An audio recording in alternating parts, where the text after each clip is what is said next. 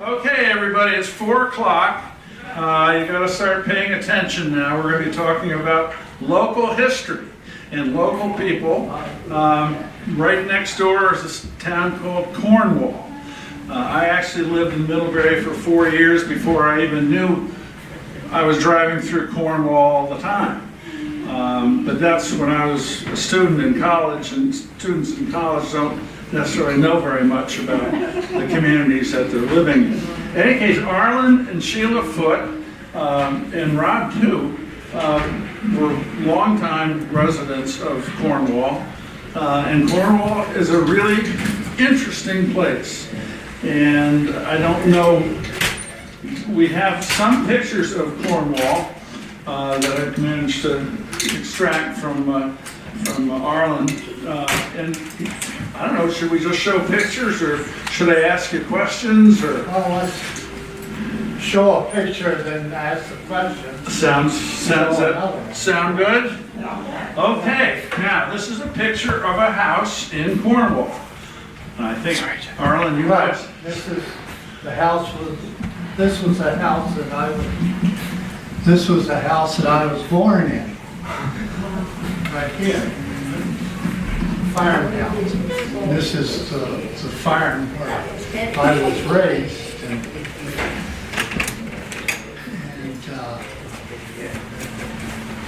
went to school there and everything. I lived there for 22 years. And my father had an orchard here too, along with the farm. And so we had an orchard along with the farm. And my brother and I used to kind of take care of the orchard. We could spray it and everything and get it ready to pick apples. And so one of the good things that when it come to pick apples, it was kind of during the war, and you couldn't find help to pick apples. So he would go out to the school, to Middlebury High School, and get kids to come and pick apples. And the principal would let 8, 10 kids out of school to come pick apples, you know. And my mother used to make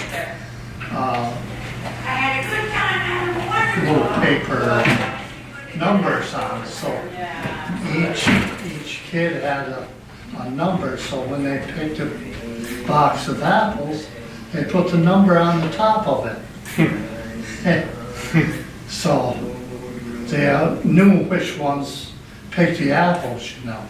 And then when they come to sort them, if the box wasn't good with apples, they were bruised or anything, you know. That kid couldn't come back again the next day and pick apples. Which was good because you had to have good apples to sell, you know. Yeah. And then the apples were sorted again, and then the next day the dad would go out to the school and get another bunch of kids. But if those boxes with a number on that it were bruised or anything, he didn't want that kid back again. Because when you pick apples, you know, you gotta put your hand on them and turn them to break them off the stem, and put them in the box. But You can't just throw them in the box. you can't throw them in the box. And kids, you know, some of them like to play, you know, and they pick the apples and throw them in the box. Of course. They weren't any good then. I may have a picture of that process. Right Is this there. That's my father. Oh. Standing there. The man in the hat? or the man with his hands on the sorting table? The guy on the left, Arlyn? Yeah. That was my grandfather. Okay, with the hat. And the woman over here holding the baby, Yeah? that's my mother. And that's me because that picture was taken in '29, right after I was born. Ah, so new. Okay. Yeah, One of the things that I noticed, and I don't know if it's true or not, going through some of the pictures that Arlyn loaned me, is that the older people are all dressed up in pretty good clothes. You know, they're well-dressed people. Yeah. And the younger generation, I don't know that they had that same kind of sartorial elements. No. Definitely not. yeah. Okay, shall I just go through and get a couple of other? But when I was going to, I was gonna say, when I was going to school, the school was about a half a mile from our house, and we had to walk every day up to the school. And that was a one-room school, and there was about 30 kids in it. And I used to, last times, I always had a horse, and I would ride my horse up to school and tie it there, and then at noontime Just right back home. Wait, that's you. Yeah, How cool is that? That is cool. and then, of course, the school had electricity, but it didn't have any water or bathrooms or anything in it at that time. You know. So every morning we had to, the teacher would nominate two of us to go down to the neighbors and get 2 pails of water Oh my gosh. and bring it back up to the school. That's awesome. And it was the same thing in the wintertime. It was always, there was, one of the parents was always volunteered to light the stove and tomorrow and build a fire because it was always wood furniture. Central heat. Right, yeah, central heat. So, everybody was elected to do that, and, yeah. so- Where did the teacher live? Did she live in the house of a parent or? Right, last Yes. time they would hire, one year, my folks boarded the teacher. She lived in Bristol, and she could just come down, you know, she'd come down Sunday night and stay till Friday. And because, you know, they just didn't drive back and forth back then. What you're Well, doing. you lived on what's called West Street, I think. Right, yeah. And that wasn't, I don't believe that was paved until No, it wasn't. long after the war. Right, yeah. In fact, I kind of remember it as a dirt road, maybe through the 50s. Does that sound right? Yeah. It was, my father was selectman in the 40s, and they did pave a couple hills, but they didn't pave the roads, you know. They just done the hills because the hills were really bad for trucks to go up it, you know. Yeah. Spin, and then they would get rough boarding, and they couldn't ever do anything with it. And after they'd done that in the wintertime, they had to deal with mud season. Right. Oh, then they had them. Yeah, Yeah. Let me see if I can. Can I so, ask a question? Yes. yeah. Gene?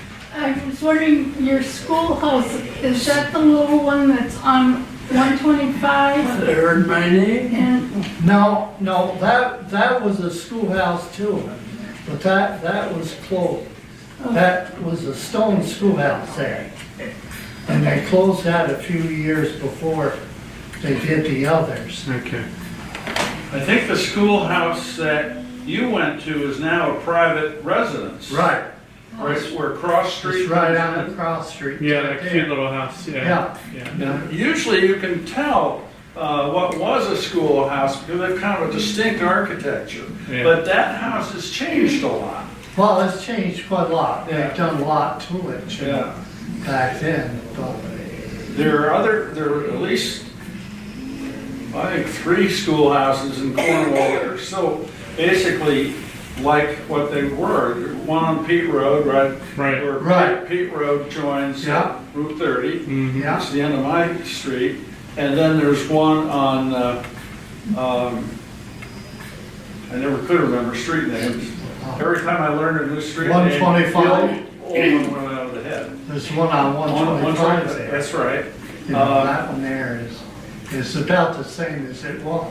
Yeah. Yeah, And actually, the one on Pete Road is owned by a woman, who I think she's still alive, but she's Right. been here for a while. But yeah, really nice woman. But she used it as a summer house. yes, yeah. And it she- retains most of the interior the way it was. Yeah, yeah.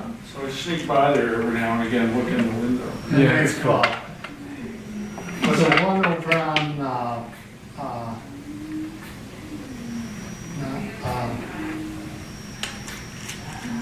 South Bingham, there's one.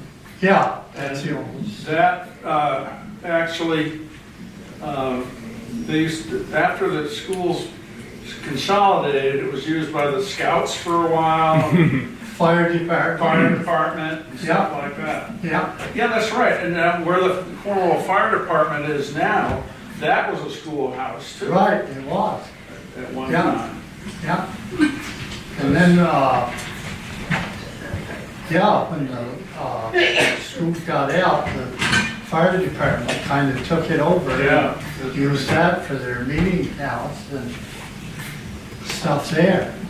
One of the things about fire departments in Vermont and Cornwall, I think the Cornwall Fire Department was organized in about 1960 or something, 59, somewhere in there. Yeah, Not that long ago. No, When you no, think it about wasn't.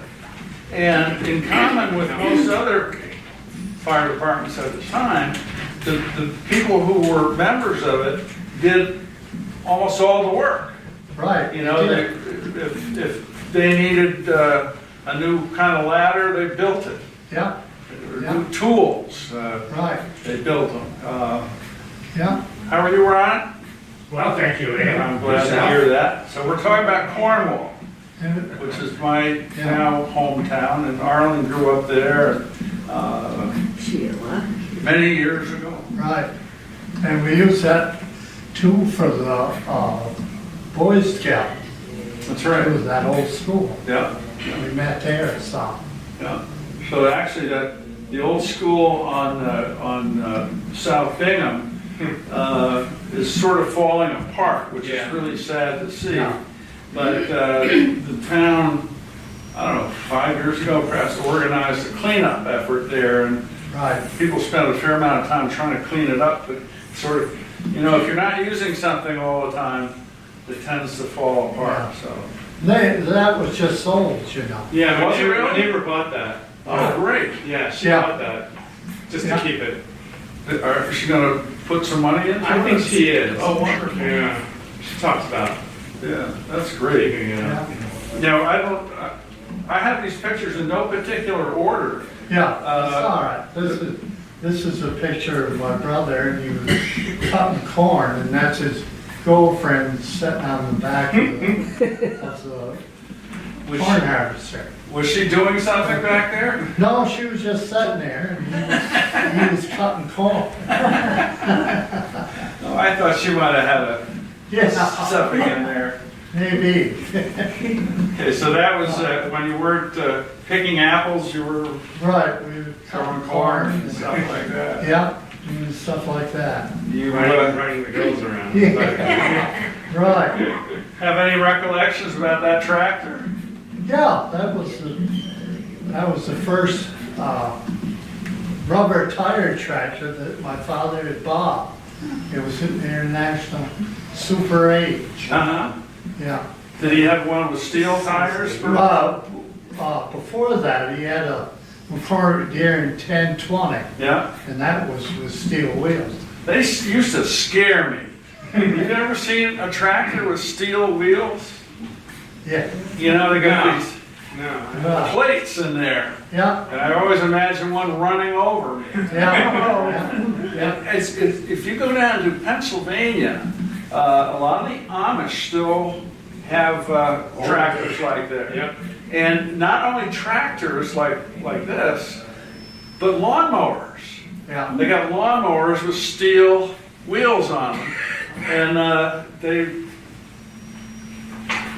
guess that keeps consistent with their view of what the modern world should be like. Yeah, yeah. Did that relationship last for a while, with your brother and the girlfriend? No, that didn't last too long. Not that one. Not that one. Not that one. Okay, now this is something that was probably pretty significant in your family. All right, this was the first bulk tank that my father bought. And that was in,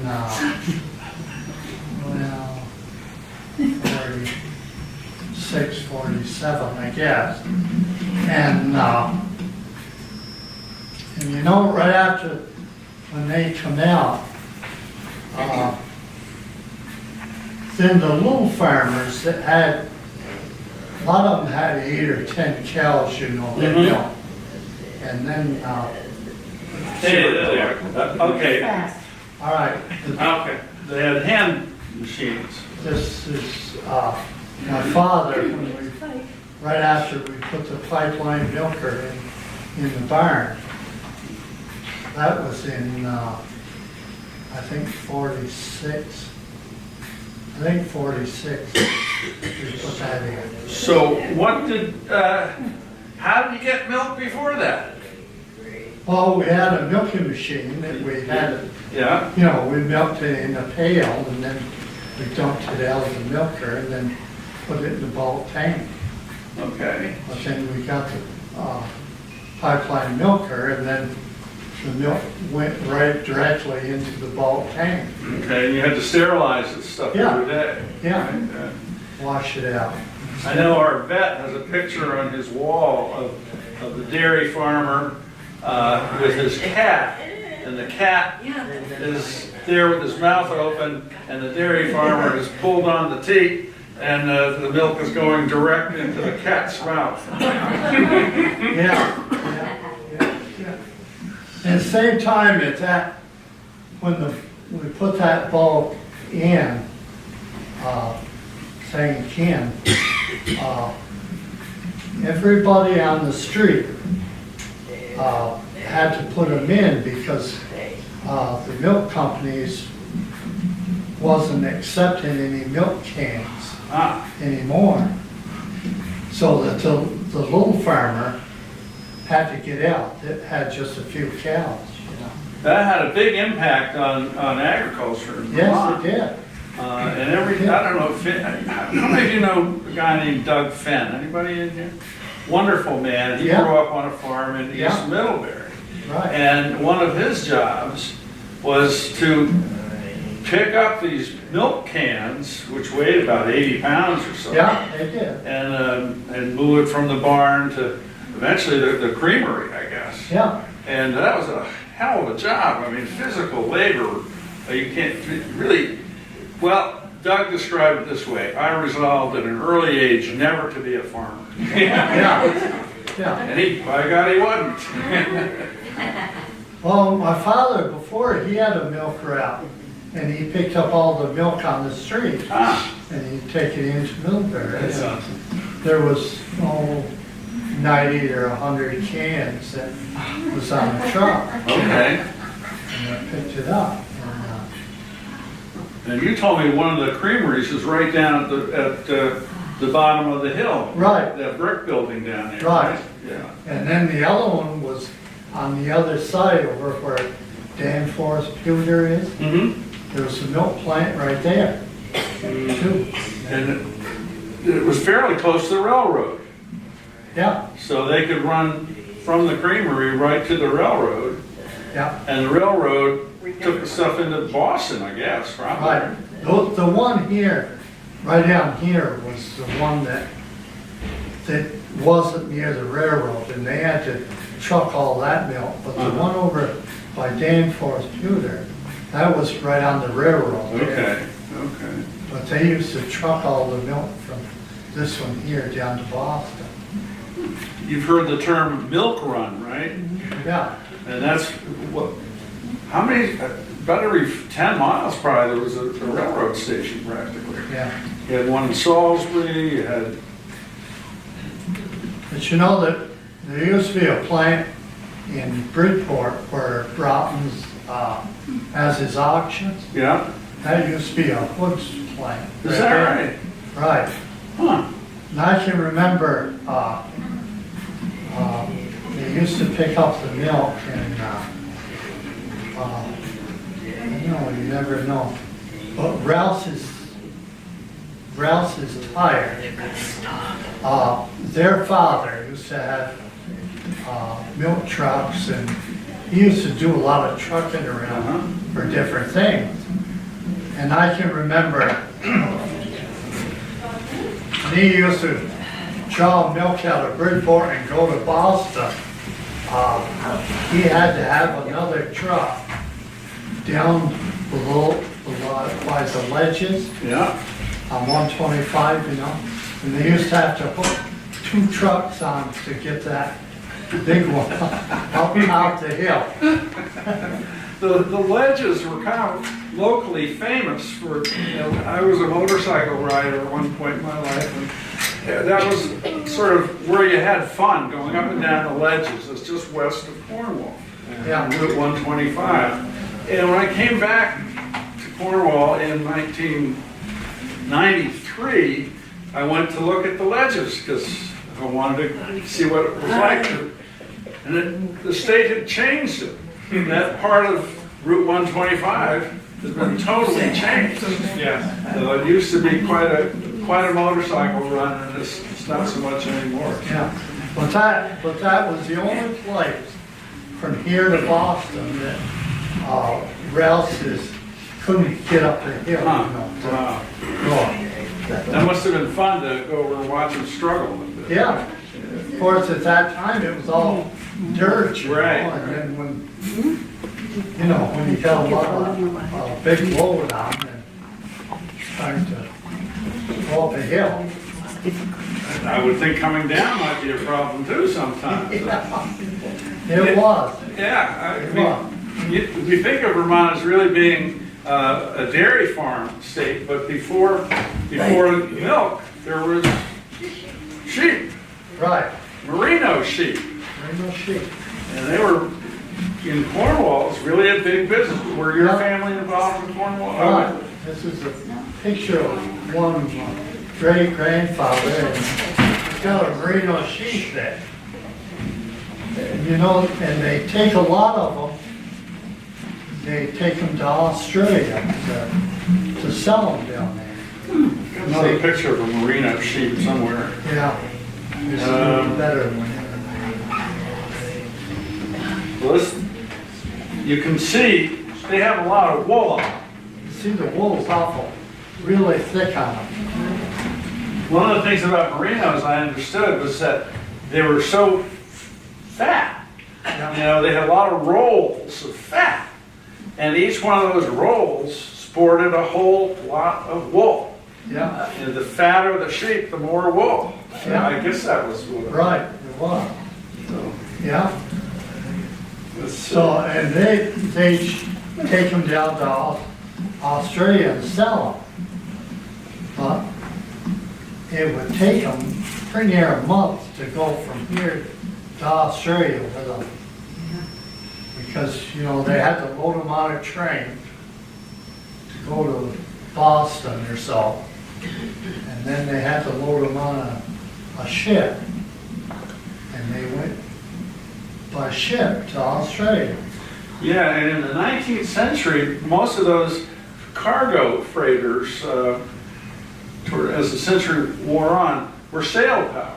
Yeah, And even as late as the 1920s, there was a sail trade with Australia, and it would take just about 6 months to sail around Cape Horn and into Australia. And that was, they used to call that the Great Grain Race, because Australia exported grain.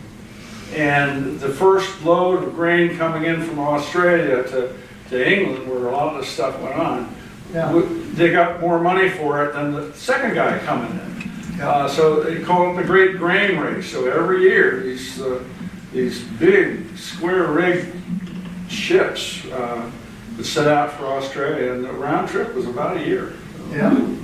I don't have a film here, but I do at home of one of these ships. And if you've been to New York City, until recently there was a steel-hulled, full-rigged ship down in the South Street Seaport that was from that era.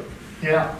Let's see what else we got. But they didn't, they didn't go right direct down. They went to every port in on the way to pick up different stuff, Okay, I got to stop here because there's a picture of a young man who I believe is Arlyn. Yeah. Wally. Age what? For a minute. Okay. 4, 5? I was probably 5 years old. Yeah. What an outfit, beautiful outfit. Someone Somebody knit knit that. right? Yeah, Look at the business. Who knit it? Who knit it? Who knit it, you know? yeah, my mother did. And she did your gloves? Yeah, yeah. Looks sort of like a Russian count. Right. Now, you're holding something in your right hand. Right. It looks like it's attached to a cart. I think in the back, there's a little cart there. Now, did you go down to the 5 and 10 cent store and buy the cart? Right. Is it made by your father or something like that? Yeah, yeah. Yeah. Got another picture of Arlyn. Whoops. How about this handsome dude? Wow. I don't know, I can imagine Shelia just falling over herself. Listen, when I was in high school, I'm sorry about this, I don't know how that got there, but on the original picture, it's blemish free. Did you guys go to school together? what's that? Did you go to school together? How did you? No, we didn't. How did you? No, meet? she was in Virginia school. And I bet you met at a dance. we was met at a dance, really. We used to go to New Haven, used to have square dances on Saturday nights, So we went up there, we go up there. She was a looker, wasn't she? Pardon? She was a looker, wasn't she? Yeah. Yeah. Well, she hasn't lost her smile at all. Yeah, With the dancing eyes. right, yeah. Were you going out with her in high school? Yeah, she was, yeah. With you, the two of you? Yeah, I was out of school because I only went 2 years to high school. Ah, I was, I Smart. guess I was too smart to. yeah, right. Yeah, I know, I did, yeah. Yeah, that sounds like an interesting exchange. What was she reminding you of? So, no, I just went 2 years of high school. Okay. I tell you, I had, it was awful hard for me my eyesight has been bad ever since when I started school, I had to have a pair of glasses then.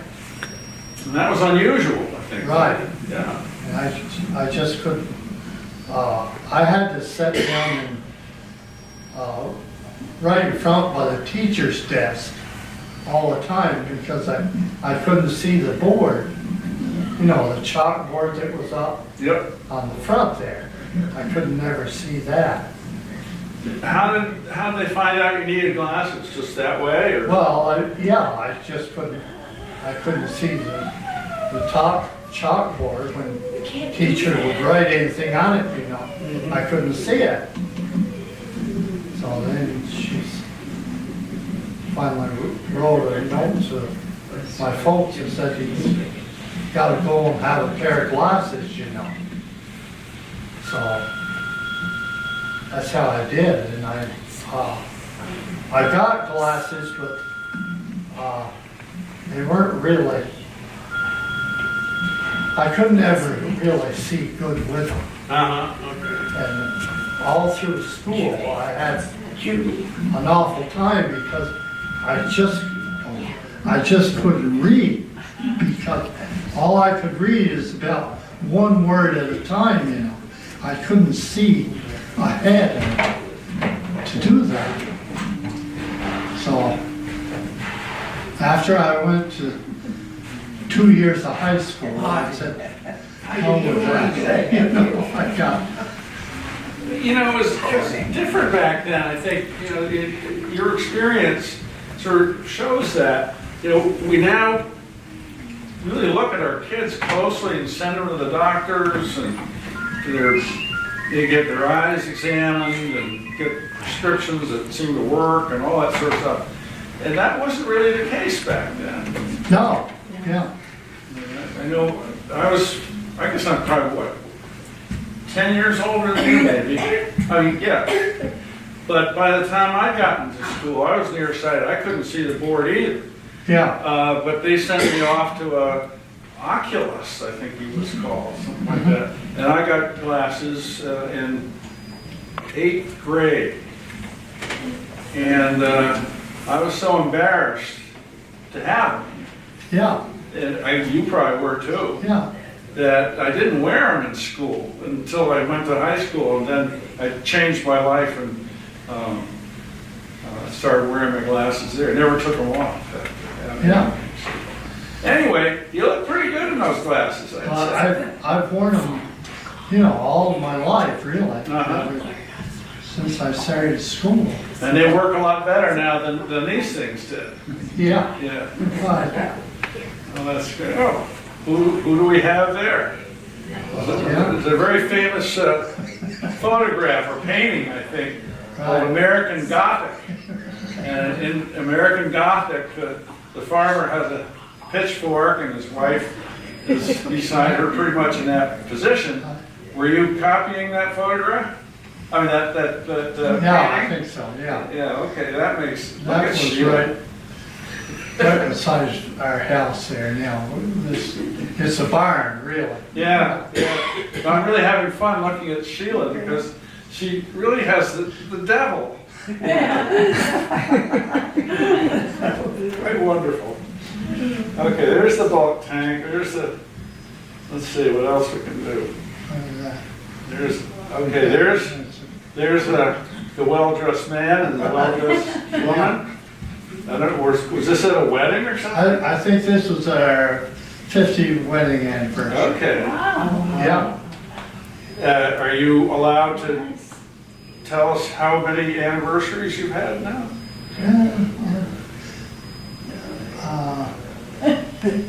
Well, 60. This will be in December, it'll be 66. Wow, okay, Yeah. very good, wow. very Yeah. good. Okay, now who are these people? Well, this is my aunt and her father, Bill of Sanford, and they had that was a house that was right across the road from our barn where we live now. Yeah, And what is that object that they're riding in? the slide. Yeah. Yeah. Well, that's what they rode around in. Okay, no cars. Right, no cars. Was the road smoother in the winter than it was in the summer? Maybe Yeah. with a good bit of snow on top Right, of it? had a lot of snow on the ground. Yeah. Yeah, yeah. I couldn't get the horse in the picture, but this is a very handsome horse drawing that conveyance. Yeah, And that would be a pretty light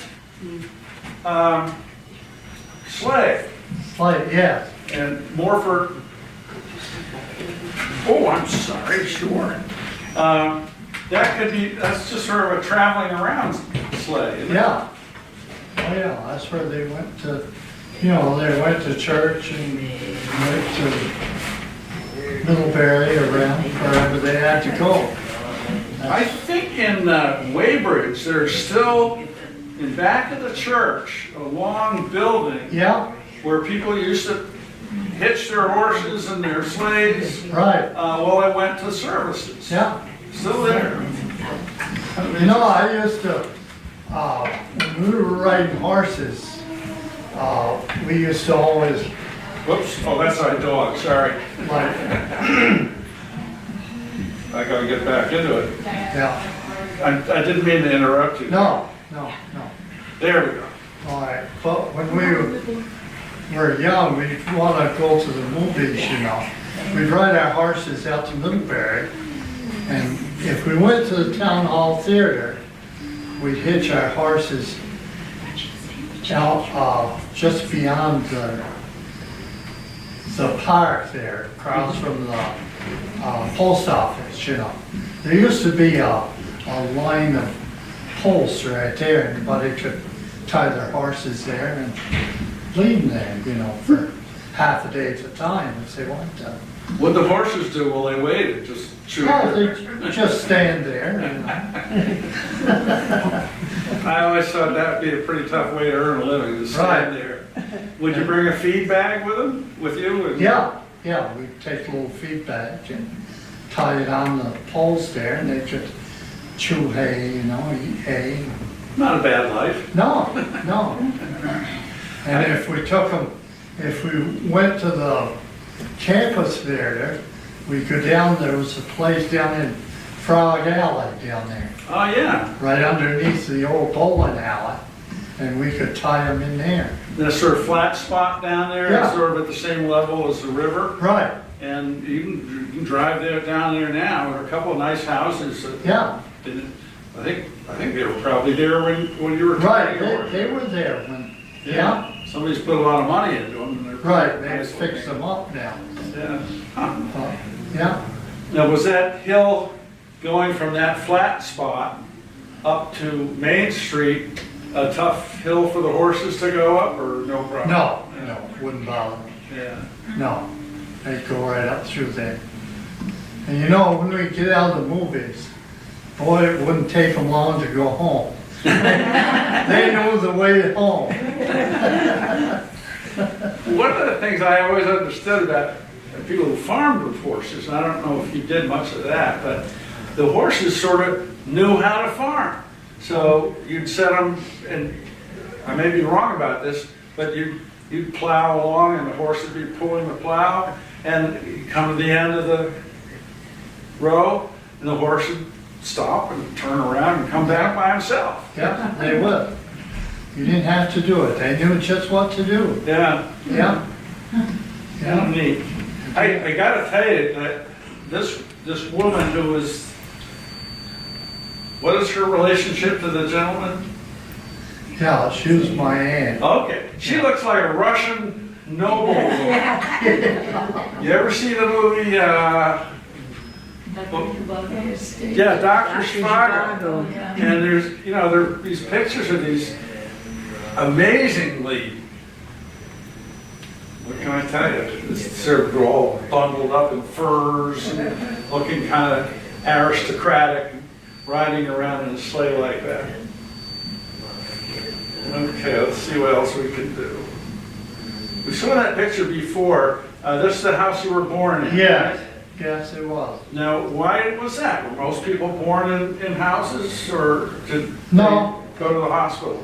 No, a lot of them were born at home. Uh-huh. You know, my grandmother, Foote, was, what do you call, Midwife? midwife, Uh-huh. and she'd go all around town and take care of people, and people that have babies, she'd help them, and, yeah. My daughter hired, my youngest daughter hired a midwife to help her have her 2 children, my 2 grandsons. Yeah, It's still, and there are plenty of midwives around now too. yeah, there's a lot of them, yeah. Yeah, All right, let's see what else we got here. We can just sort of look at this picture for a while. It's really a nice picture. Okay, we're getting there. yeah, Okay, now this is, you can't see it real well. I'll come back to it. But this is the old family farm, is that right? Foote Well, farm? yeah, this is one of, well, Bill Sanford used to own it. Okay. She was, and our place is right down, just below that tree. Is there another one that shows another? What Arlyn gave me is this wonderful promotion piece for a piece of real estate. And this is the house That's a on house. it. Yeah, Beautiful house. yeah, This is the inside of it. that's the inside of it. Which was That was the stairway of it. beautiful curved Yeah, stairway. And I don't know, you know that chair right there in the corner, right here? right there, that chair and stool. I've got that in my house. Is that right? Yeah, I saved that. Yeah. Still holding up pretty well? Still holding up. That's great. It's a beautiful, Old beautiful chair. piece. Yeah, Who made the banister, you know? Was that just local? no, I don't know who did that. That was an old house that was in there. Yeah, Beautiful though, yeah, gorgeous. Let's see, wait a minute.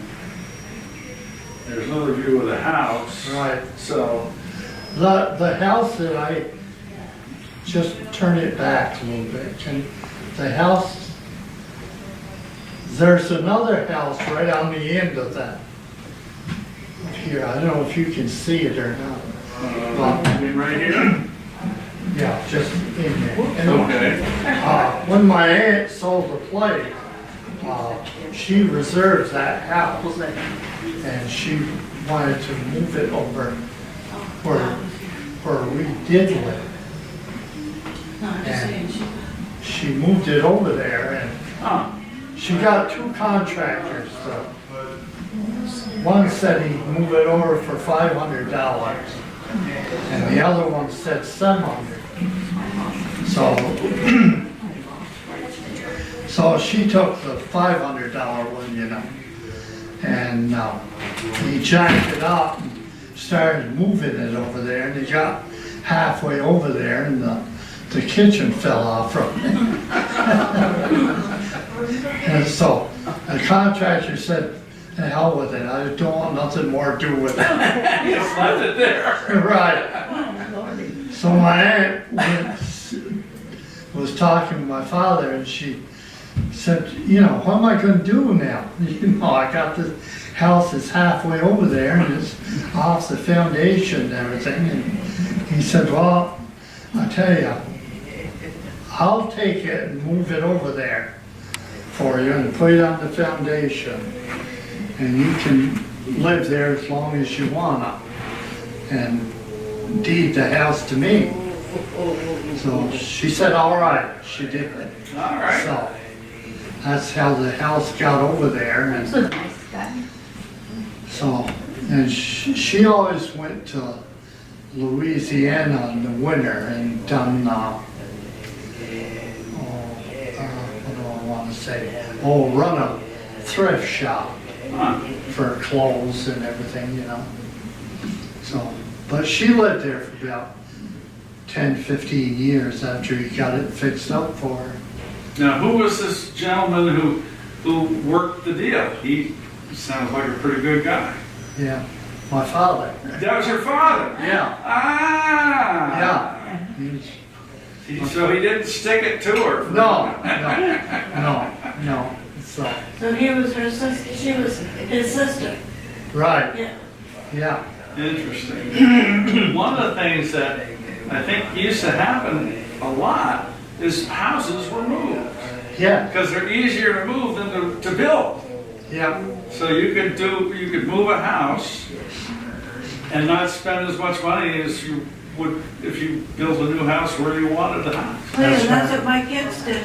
Uh-huh. They built my area and then moved the house and put it on top. Oh, yeah, that's a pretty modern house too. Well, it's the old house on top. Yeah. yeah, Where we lived in New York State for a number of years, there was a church down the street. There's very few houses around here, but there was a church in the town of Logan. And I was always amazed to find out that this church used to face to the north. But by the time we lived there, it had been turned 90 degrees to face west. And I thought, geez, that's a lot of work, right? You got to jack the thing up, But apparently, it was quite common to do that stuff, because it was easy, relatively speaking, to jack a house up and with a gang of people from the neighborhood do all sorts of stuff yeah, like that. that's right. Yeah, I think by and large, people didn't want to waste money or labor. And moving a house was a way of saving on both Yeah. fronts.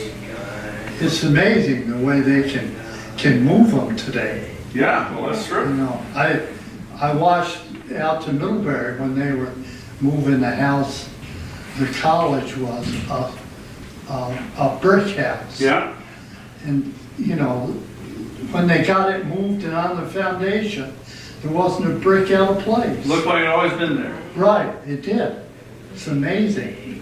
Several years ago on the television, I saw a program about the lighthouse being moved down in North Carolina Yeah, because the ocean is rising and whatnot. These guys moved a lighthouse, and it was designed actually back in the 19th century to be moved because the sea was rising and all that stuff. So they knew they wanted it near where the ocean came in to help the ships stay away from the coast. And every 50 years or so, they'd have to move it, because the ocean was rising. And they never dropped a brick either. This 100-foot tall yeah, lighthouse. I know it. They can do wonders now. Yeah, I think a lot of it has to do with being careful, yeah, yeah. which I guess the man who started out moving your mother's house wasn't. That must have been a bad day. Right. Well, today they got, the darn wheels that, can go Yeah, all around, and it's just amazing what they can do now. and they have something that they didn't have too much back in the day, hydraulic jacks. So you can just sort of ease these things up. Yeah, yeah, Quarter inch by quarter inch. right, yeah, As long as someone doesn't turn the wrong knob, it Yeah. works pretty well. yeah, So this house, which we had picked, these are the barns with it, and this is the house. right, All beautiful stuff. yeah, It is offered for sale at $65,500. What year was that? 26. Well, I was going to ask Arlyn, but let me tell you some more about this. The total of 337 acres with that house, 240 acres tillable, pasture 137, and 9¼ acres of woodlot. There are 12 rooms in the house, 1 bath, all modern improvements. There's a tenant house that goes along with it too, because if you had a farm, you needed someone to be working on it. Had a horse barn with 5 stalls, a 4-car garage, a carriage and harness room. You had to hang your harness somewhere and your reins and all that stuff. Had a cow barn with 24 stanchions. Space for 20 more cows. 7 calf stalls, grain room, and a hay loft, and 2 silos. There's also a heifer barn with 10 places to tie up the heifers, and a sheep barn convertible to a 50 head cow barn, hay That's- barn. That's the one that we bought and turned it over into a house. This is where you're living now. Yeah, Yeah. where we're living now. It also had a milk house with an electric cooler for 10 to 12 cans. So we know that was probably before the bulk tank. Yeah, yeah. Probably in the 1940s, early 40s or Yeah, or late 30s. 30s, something like Yeah. that. Also had a spring house with an electric pump. So you had running water in the house Yeah. back then, which was pretty cool. So the whole thing, including stock and equipment, $26,500. So I think there's been a certain change in the price of land and all sorts of stuff in the 50 years, no more than, it's probably 75 years now. Yeah. No, hell, it's gotta be more than that. I'm more than 75, I was born in 1940. So probably 80 years ago maybe, Yeah. something like that. So life has changed a bit. You know, my father wanted to buy it to go with his, you know, but the bank wouldn't let him have the money. It was too expensive for Too the expensive. property? Yeah. Yeah. Wow. Wow. Was this Millbury National Bank? Right. Chittenden Trust. Fund. Chittenden Trust, big city bank. That's what it Right. was. Okay, well, that's amazing though. But just think of it, though. I mean, 26,000, they wouldn't let him have the money That's to do it. Conservative banking, Right, conservative. Yeah. or they call a banker sometimes gimlet-eyed bankers. You know? Yeah. Yeah, I mean, it's really staggering to think about what inflation has done to. Yeah. You'd think this would be a steal, Yeah. but apparently the bank didn't think it was a steal. No. That's interesting. My father got a somewhat similar deal in 1935. He bought a what had been an old golf club. And in those days, a golf club was not what you think about today. It was an old farmhouse and 30 acres of land. And he bought that for $5,000. It was 18 miles from downtown Boston. Can you imagine? Yeah. I mean, it was, when he sold it, it was broken up into 5 or 6, 7 houses, each one of which was a lot of money. Yeah. But you know, that place was, she did sell it. Uh-huh. They did sell it. And the fellow was there probably 20 years, I guess. And then it was out for sale again. But by that time, those buildings were all, you know, pretty well ready to fall down. So they hadn't really been They maintained? hadn't been maintained at all. Yeah. So the real estate broker said, you know, he said, we've got to break this place up and sell it in pieces. And that's what they did. And where Bulldoze lived, you know, just north of us down there. Yeah. He bought the most of it, and then my father bought the sheep barn and the house, and 52 acres down below. And Down by the lounge. down by the creek, Yeah. yeah. So these barns had to be all tore down. And, so that was all split up again.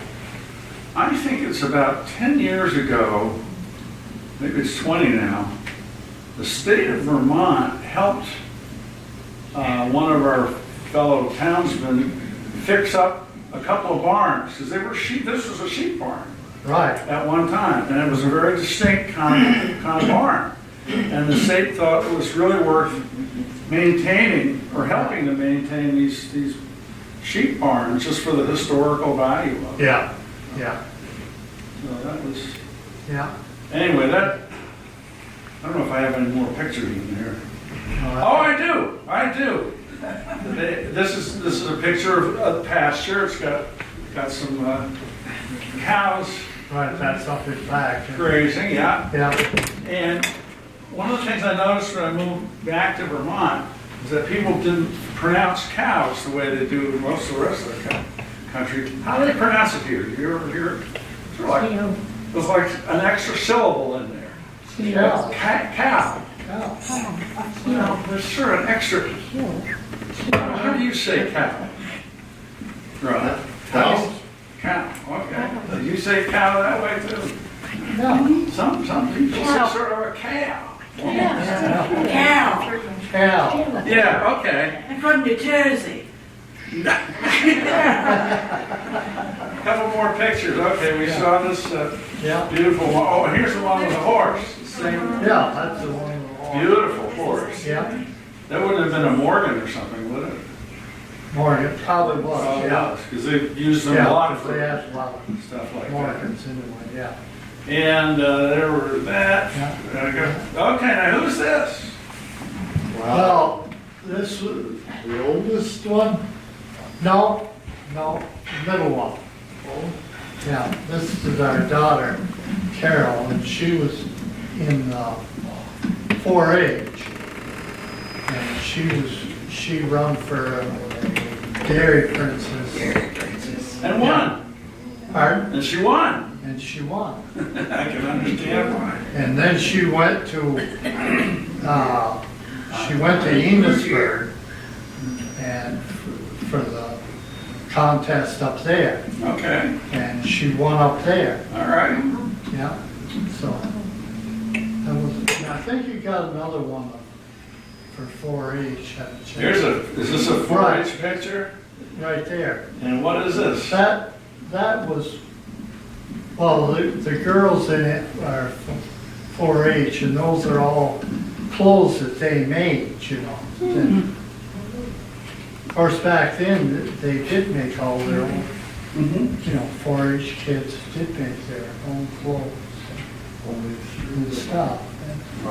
I remember, you know, going to the old 5 and 10 cent store and whatnot, and they would have bins of patterns for dresses and stuff like this. Yeah. It was pretty common. People were sewing all their. And Shelia used to make the girls all their Yeah, clothes, you know. wonderful. Do you have any of those left over? I feel. How many children did you have? Few of them. Had 3 girls. Yeah. Yeah, let's see. Oh, okay, this is an old map of Cornwall. And over here in the corner is something that says, I can't really read it, but it's Foote. And this is roughly where 125 is now. Right. This map is from the 1870s. Right, And that's this Foote is, Farm, right down there on 125. Can you step aside so we can see the map? yeah, Thank you. and this is Route 74 right here coming out of Route 7, which is up and down there. Yeah, This is where I live, actually. yeah. Judy's niece came to visit us years ago, stayed with us for quite a while, and after she left, she said, well, it was really nice to see you, Judy and Leah, but when are you going to take me to Cornwall? She's been driving through Cornwall for weeks. So I think we probably got to quit. But I want to thank Arlyn and Shelia Yeah. for lending these photographs. I mean, these are wonderful things to look at. I hope we can do something like this again. And I don't know, Rob, you got a bunch of photographs you want to share sometime? I don't have nothing you'd be interested in because I come up through a modern world up here in 1968. And I left that antique world, like what we've just been seeing, behind me. And I bet you could find some interesting stuff to share out of that. My milk cows down there, 18 years, then came up here, and milk cows 18 more years. That's a lot of milk. So I lived in the modern world when I came to Cornwall. Well, whatever world you lived in, modern, old, whatever, we're glad And the we're sharing it people- with you. The people loved to have me for a neighbor because I brought my cowbells with me. And there were 6 or 7 cows that had bells on. And it just interested them so much to hear those cowbells Oh, over yeah. on the hillside Yeah, I and bet it back of the sounded, buildings. yeah, wonderful. I actually can remember going on a camping trip out in Wyoming, and they were raising a lot of sheep there, and they all had bells on the sheep. And it was such a beautiful thing to hear this herd of sheep go through. It was just dingle, dingle, dingle, dingle. It was just lovely, wonderful. Well, Arlyn, thank you. And by extension, Shelia, thank you. Very good. Yeah, All right. okay. Well, thank you. And here's all your stuff. Yeah, he did. I can give it to you later. Yeah. Could you just- Absolutely. Yeah, Well, thank you, sir. yeah. I think we just touched the tip of the iceberg.